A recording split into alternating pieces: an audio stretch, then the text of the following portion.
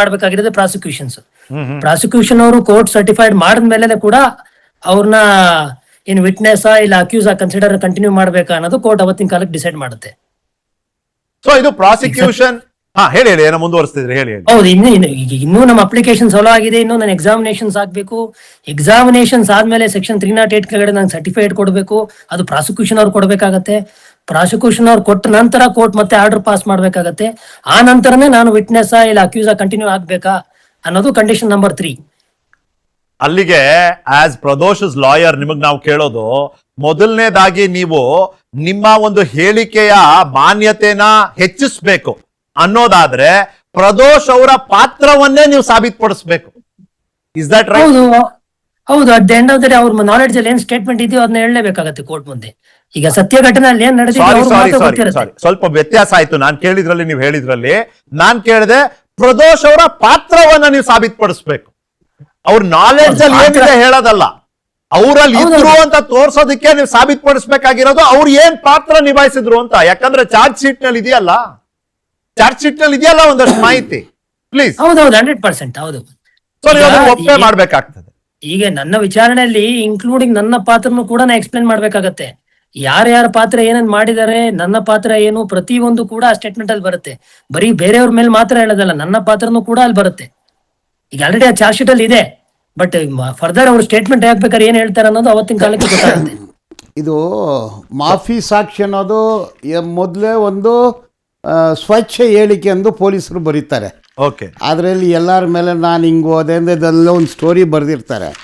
ಅದನ್ನು dustbin value ಇರುತ್ತೆ, ಅದಕ್ಕೇನು ಅಡ್ಮಿಸಬಲ್ ಇಲ್ಲ. ಅದು ಇವಾಗ ಮಾಫಿ ಸಾಕ್ಷಿ ಆದರೆ ಆ ವಾಲಂಟ್ರಿ ಸ್ಟೇಟ್ಮೆಂಟೇ ಸಾಕ್ಷಿ ಆಗುತ್ತೆ. ಹೌದು, ಇದು already scripted by the police. ಮಾಫಿ ಸಾಕ್ಷಿ ಅಂದ್ರೆ ಆ ಸ್ಕ್ರಿಪ್ಟ್ ಅನ್ನು ಒಪ್ಪೋದೇ ಮಾಫಿ ಸಾಕ್ಷಿ ಅಲ್ಲ. ಬಟ್ ಇನ್ ದಿಸ್ ಕೇಸ್ 2 ವರ್ಷ ಆರೋಪಿ ನಂಬರ್ 14 ಪ್ರಕರಣದಲ್ಲಿ ಇದ್ದಂತಹ ವ್ಯಕ್ತಿ, ಈ ವ್ಯಕ್ತಿಗೆ ಪೊಲೀಸ್ ಸ್ಕ್ರಿಪ್ಟಿನ ಅವಶ್ಯಕತೆ ಇದೆ ಅಂತೀರಾ? ನೋಡಿ, 2 ವರ್ಷಕ್ಕೆ ಮೊದಲು ಆತನನ್ನು ಅರೆಸ್ಟ್ ಮಾಡ್ತಾರೆ. ನಾರ್ಮಲ್ ಕೋರ್ಸು ಒಂದು ಕನ್ಫೆಷನಲ್ ಸ್ಟೇಟ್ಮೆಂಟ್ ಮಾಡ್ತಾರೆ. ಅದನ್ನು ವಾಲಂಟ್ರಿ ಸ್ಟೇಟ್ಮೆಂಟ್ ಅಂತಾರೆ. ಈ ಕನ್ಫೆಷನಲ್ ಸ್ಟೇಟ್ಮೆಂಟ್ 164 ಕೊಟ್ಟರೆ ಆರೋಪಿ, ಅದಕ್ಕೆ ಎವಿಡೆನ್ಷರಿ ವ್ಯಾಲ್ಯೂ ಇರುತ್ತೆ. ಇವ್ರದ್ದು ಆ ಥರ ಸ್ಟೇಟ್ಮೆಂಟ್ ಇಲ್ಲ. ಕನ್ಫೆಷನಲ್ ಸ್ಟೇಟ್ಮೆಂಟ್ ಅನ್ನೋದನ್ನು ವಾಲಂಟ್ರಿ ಸ್ಟೇಟ್ಮೆಂಟ್ ಅಂದು ಈ ಅವ್ರು ಏನು ಇನ್ವೆಸ್ಟಿಗೇಟಿಂಗ್ ಏಜೆನ್ಸಿ ಫೈನಲೈಸ್ ಮಾಡ್ತಾರೆ ಅದನ್ನು ಅವರೇ ಬರೀತಾರೆ. ಅದನ್ನು ಇವರೇ ವಾಲಂಟ್ರಿ ಸ್ಟೇಟ್ಮೆಂಟ್ ಅಂದು ಬರೀತಾರೆ. ಅದಕ್ಕೆ ನೋ ವ್ಯಾಲ್ಯೂ. ಆದರೆ ಈ ಪ್ರಕರಣದಲ್ಲಿ ಈಗ ಮಾಫಿ ಸಾಕ್ಷಿ ಆದಮೇಲೆ ಆ ವಾಲಂಟ್ರಿ ಸ್ಟೇಟ್ಮೆಂಟು ಸಾಕ್ಷಿ ಆಗ್ಬಿಡುತ್ತೆ. ಇಷ್ಟೇ ಕನೆಕ್ಟಿವಿಟಿ. ಗೊತ್ತಾಯ್ತು. ಬಟ್ ಈ ಪ್ರಕರಣದಲ್ಲಿ ನೀವೇನ್ 164 ಸೆಕ್ಷನ್ ಅಂತ ಹೇಳಿದ್ರಿ, ಆ ಸೆಕ್ಷನ್ ಅಡಿಯಲ್ಲಿ 27 ಜನ ಹೇಳಿಕೆ ಕೊಟ್ಟಿದ್ದಾರೆ. ಇವ್ರು ಕೊಟ್ಟಿಲ್ಲ. ಅದ್ರಲ್ಲಿ ಇವರಿದಾರಾ? ಇವರಿಲ್ಲ. ಓಕೆ. ಅದು ಹೆಂಗೆ ಡೈನಮಿಕ್ಸ್ ನ ಚೇಂಜ್ ಮಾಡ್ತದೆ ಈ ಪ್ರಕರಣದಲ್ಲಿ? ಅದೇ ಈಗ ಮಾಫಿ ಸಾಕ್ಷಿ ಅಂದು ಮಾಡಿ ಇನ್ಅಡ್ಮಿಸಬಲ್ ಎವಿಡೆನ್ಸು ಅಡ್ಮಿಸಬಲ್ ಆಗುತ್ತೆ. ಈಗ ಅಕ್ಯೂಸ್ಡ್ ಸ್ಥಾನದಲ್ಲಿ ಅವ್ರು ನಿಂತರೆ ಅದಕ್ಕೆ ಎವಿಡೆನ್ಷರಿ ವ್ಯಾಲ್ಯೂ ಇಲ್ಲ. ಮಾಫಿ ಸಾಕ್ಷಿ ಆದಮೇಲೆ ಅವ್ರು ವಿಟ್ನೆಸ್ ಸ್ಥಾನದಲ್ಲಿ ನಿಲ್ತಾರೆ. ಅವ್ರು ಹೇಳೋದನ್ನು ಕೊರಾಬರೇಟಿವ್ಗೆ ಅದು ಯೂಸ್ ಆಗುತ್ತೆ. ಬೇರೆ ಏನೇನೋ ಎವಿಡೆನ್ಸ್ಗಳು ಇರುತ್ತೆ. ಅದರಲ್ಲಿ ಇದು ಒಂದು ಎವಿಡೆನ್ಸು, ಒಂದು ಚೈನು ಒಂದೊಂದು ಚೈನ್ ಅಲ್ಲ, ಇದು ಒಂದು ಲಿಂಕ್, ಸ್ಟ್ರಾಂಗ್ ಲಿಂಕು. ಯಾಕೆ ಅಂದರೆ ಇದರಲ್ಲಿ ಕಣ್ಣಾರೆ ಕಂಡ ಸಾಕ್ಷಿ ಇಲ್ಲ, ಕಣ್ಣಾರೆ ಕಂಡ ಡಿಜಿಟಲ್ ಸಾಕ್ಷಿ ಇಲ್ಲ, ಕಿವಿಯಲ್ಲಿ ಕೇಳಿದ ಡಿಜಿಟಲ್ ಸಾಕ್ಷಿ ಇಲ್ಲ. ಅದು ನಿಮಗೆ ಸಹಾಯ ಆಗುತ್ತೆ ಅಂತ ಡಿಫೆನ್ಸ್ಗೆ? ಇಲ್ಲ, ಸಹಾಯ ಅದಿಲ್ಲ. ಯಾವುದು ಇಲ್ದಿರುವಾಗ ಒಂದು ಜೊತೆನಲ್ಲಿ ಇರೋರನ್ನೇ ಇನ್ಅಡ್ಮಿಸಬಲ್ ಅನ್ನು ಅಡ್ಮಿಸಬಲ್ ಮಾಡ್ತಾರೆ. ಇದು ಬ್ರಿಟಿಷ್ ಕಾಲದಿಂದ ಬಂದಿದೆ. ಇದು ಆಂಗ್ಲೋ ಸ್ಯಾಕ್ಸನ್ ಲಾ. ರೈಟ್.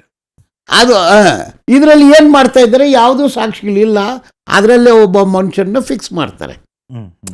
ಫಿಕ್ಸ್ ಮಾಡಿ ಬೇರೆಯವ್ರಿಗೆಲ್ಲ ಒಂದು ಚೈನ್ ಹಾಕ್ತಾರೆ. ಅಂದ್ರೆ ಇದು ಪೊಲೀಸ್ ಫಿಕ್ಸ್ ಮಾಡ್ಬೇಕಾಗಿಲ್ವಲ್ಲ ಅಂತ. ಈ ಪ್ರಕರಣದಲ್ಲಿ ಫಿಕ್ಸ್ ಆಗಿನೇ ಬಂದಿದ್ದು, ಫಿಕ್ಸ್ ಆಗಿನೇ ಬಂದಿರೋದನ್ನ, ಫಿಕ್ಸ್ ಆಗಿರೋ ಈ ಚೈನಿನ ಒಂದು ಭಾಗನ ಮಾತ್ರ ಸೆಪರೇಟ್ ಬೇರೆ ಒಂದು ಕಲರ್ ಅಲ್ಲಿ ಬಣ್ಣ ಬಳಿತಾ ಇದ್ದಾರೆ. ಈಗ ಹೌದೌದು.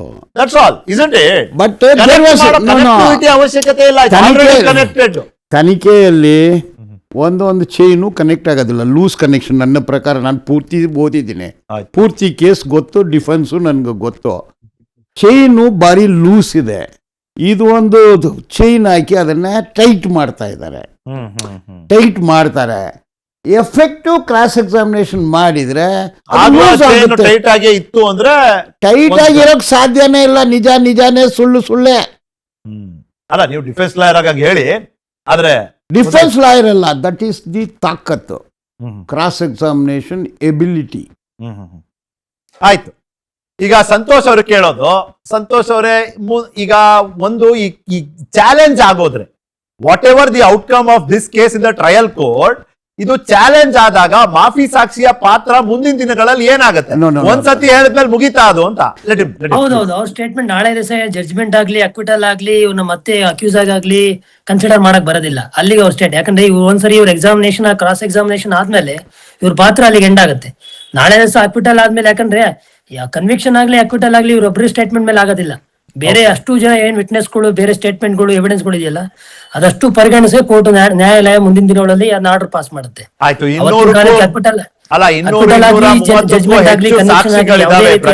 ಸಂತೋಷ್ ಅಲ್ಲ, ಸಾರಿ, 230ಕ್ಕೂ ಹೆಚ್ಚು ಸಾಕ್ಷಿಗಳಿದ್ದಾರೆ. ನಾನು ಅವಾಗಲೇ 250 ಅಂದೆ, ಅರೌಂಡ್ 230, 231 ಸಾಕ್ಷಿಗಳಿದ್ದಾರೆ, 3 ಐ ವಿಟ್ನೆಸಸ್ ಇದ್ದಾರೆ ಅಂತ ಚಾರ್ಜ್ ಶೀಟ್ ಹೇಳುತ್ತೆ. ಬಟ್ ನಾ ಕೇಳ್ತಿರೋದು ಏನಂದ್ರೆ, ಈಗ ಒಂದು ಕ್ಯೂ ಇದ್ರೆ ಪ್ರಾಸಿಕ್ಯೂಷನ್ ಔಟ್ ಆಫ್ ಟರ್ನ್ ಪ್ರದೋಷ್ನ ಕರಿಬಹುದಾ? ಅಲ್ಲ, ನಿಮ್ ವಾಯ್ಸ್ ಕೇಳಿಸ್ಲಿಲ್ಲ. ಪ್ರದೋಷನ್ನ ಮಾಫಿ ಸಾಕ್ಷಿ ಹೇಳಲಿಕ್ಕೆ ಔಟ್ ಆಫ್ ಟರ್ನ್ ಕರಿಬಹುದಾ? ನಾನು ಕೇಳಿದ್ ಮಾಫಿ ಸಾಕ್ಷಿ ಹೇಳೋದಕ್ಕೆ ಔಟ್ ಆಫ್ ಟರ್ನ್ ಅಂದ್ರೆ, ಈಗ ಇನ್ನು 20 ಜನದ್ದು ಪರೀಕ್ಷೆ ಆಗಿರುವಂತದ್ದು, ವಿಟ್ನೆಸ್ ಗಳದು ಅರೌಂಡ್ 20-21 ಮೆಂಬರ್ಸ್ ಆಗಿರುವಂತದ್ದು, ಇನ್ನು 200 ಜನ ಬಾಕಿ ಇದೆ. ನಿಮ್ ವಾಯ್ಸ್ ತುಂಬಾ ಬ್ರೇಕ್ ಆಗ್ತಿದೆ, ಏನು ಕೇಳಿಸ್ಲಿಲ್ಲ. ಸರಿ ಬಿಡಿ, ನನ್ನ ಹತ್ರ ಸಮಯನೂ ಕಡಿಮೆ ಇರೋದ್ರಿಂದ ಸುಪ್ರೀತ್ ಗಾಂಧಾರ ಅವ್ರಿಗೆ ಒಂದು ಮಾತು ಹೇಳಕ್ ಬಿಡ್ತೀನಿ. ದರ್ಶನ್ ಅಭಿಮಾನಿಯಾಗಿ ಈ ಒಂದು ಮಹತ್ವದ ತಿರುವು ಏನ್ ಪಡೆದಿದೆ ಈ ಪ್ರಕರಣ, ಈ ತಿರುವು ಪಡೆದಿರುವಂತ ಈ ಸಂದರ್ಭದಲ್ಲಿ ಒಬ್ಬ ಅಭಿಮಾನಿಯಾಗಿ ನೀವೇನ್ ಹೇಳಕ್ ಬಯಸ್ತೀರಿ ಹೇಳ್ಬೋದು. ನಿಮ್ಮ ಹತ್ರ 1 ನಿಮಿಷ ಟೈಮ್ ಇದೆ, ಪ್ಲೀಸ್. ಸರ್ ಕೇಳಿಸಿಲ್ಲ, ಇನ್ನೊಂದ್ಸಲ ಹೇಳಿ. ಅಭಿಮಾನಿಯಾಗಿ ನೀವೇನ್ ಹೇಳ್ತೀರಿ ಸುಪ್ರೀತ್? ಸರ್ ವಾಯ್ಸ್ ಬ್ರೇಕ್ ಆಗ್ತಿದೆ ನಿಮ್ದು. ಸಮಯ ಇದ್ದಿದ್ದಷ್ಟೇ ನನಗೆ. ಇಬ್ರು sorry for that technical difficulty. ನಾನು ಮತ್ತೊಮ್ಮೆ ನಿಮ್ಮನ್ನ ಸಂಪರ್ಕ ಮಾಡಿ ಮಾತಾಡಿಸುವಂತ ಅವಕಾಶ ಸಿಗುತ್ತೆ. Balan sir, before I let you go, defence lawyer ಆಗಿ ಬೇಡ, ಒಬ್ಬ ಪ್ರಜೆಯಾಗಿ ನಿಮಗೇನ್ ಅನ್ಸುತ್ತೆ, ಈ ಮಾಫಿ ಸಾಕ್ಷಿಯ ಈ ತಿರುವು ಈ ಪ್ರಕರಣದ ಮೇಲೆ ಯಾವ ರೀತಿಯ ಪ್ರಭಾವ, ಪರಿಣಾಮ? ನೋಡಿ, ಮಾಫಿ ಸಾಕ್ಷಿ ಅನ್ನೋದೇ ಒಂದು ಲೀಗಲ್ ಫ್ಲಾ. ಇದು ಕಾನೂನನ್ನು ಬರೆದಿರೋರ ಇಂಟೆನ್ಷನು ಏನಾಗುತ್ತೆ ಅಂದರೆ, ಏನೋ ಮಾಡಿ ಒಬ್ಬನ್ನ ಒಳಗಡೆ ಆಗಿಬಿಡ್ಬೇಕನ್ನೋ ಒಂದು ಮನೋಭಾವನೆ ಇದು ಮಾಫಿ ಸಾಕ್ಷಿ ಅನ್ನೋದು. ಈ ಮಾಫಿ ಸಾಕ್ಷಿನ ನಾನು ಒಪ್ಪೋದಿಲ್ಲ. ಮಾಫಿ ಸಾಕ್ಷಿ ಅನ್ನೋದೇ ದ್ರೋಹ, ಮೋಸ, ವಂಚನೆ. ಜಸ್ಟ್ ಒಂದು ಆರ್ಗ್ಯುಮೆಂಟ್ ಗಾಗಿ ಕೇಳ್ತೀನಿ. ಯಾರೋ 3 ಜನ ಸೇರಿ ಒಂದು ದೇವಸ್ಥಾನದಲ್ಲಿ ಕಳ್ತನ ಮಾಡ್ಬಿಡ್ತಾರೆ. ಅವನಿಗೆ ಪಾಪ ಪ್ರಜ್ಞೆ ಕಾಡ್ಬಿಡತ್ತೆ ಒಬ್ಬನಿಗೆ. ಅವ್ನು ಹೇಳ್ತಾನೆ, ಏನಯ್ಯ, ಜನರು ಭಕ್ತಿಯಿಂದ ಬಂದು ತಂದಿರೋ ದುಡ್ಡನ್ನ ನಾವು ಕಳ್ತನ ಮಾಡ್ಬಿಟ್ಟಿದೀವಿ ಅಂತ. ಈಗ ರಾಮ ಮಂದಿರದಲ್ಲಿ ಆಯ್ತಲ್ಲ, ಕಳ್ತನ ಮಾಡ್ಬಿಟ್ಟಿದೀವಿ, ನನ್ನ ಪಾಪ ಪ್ರಜ್ಞೆ ಬಂದ್ಬಿಟ್ಟಿದೆ, ನಾನು ಹೋಗಿ ಪೊಲೀಸರ ಮುಂದೆ ಹೇಳ್ಬಿಡ್ತೀನಿ ಅಂತ. ಇದೊಂದು ರೀತಿ ಮಾಫಿ. ಆವತ್ತು ಹೇಳೋದು, ಯಾವತ್ತು ಕಳ್ಳತನ ಆಯ್ತೋ ಆವತ್ತು ಸಂಜೆ ಹೇಳೋದು, ಅವತ್ತು ಮಾರನೇ ದಿವಸ ಹೇಳೋದು, 1 ತಿಂಗಳಾದ್ಮೇಲೆ ಹೇಳೋದು. ನಿಮ್ಗೆ ಏನು ಬುದ್ಧಿ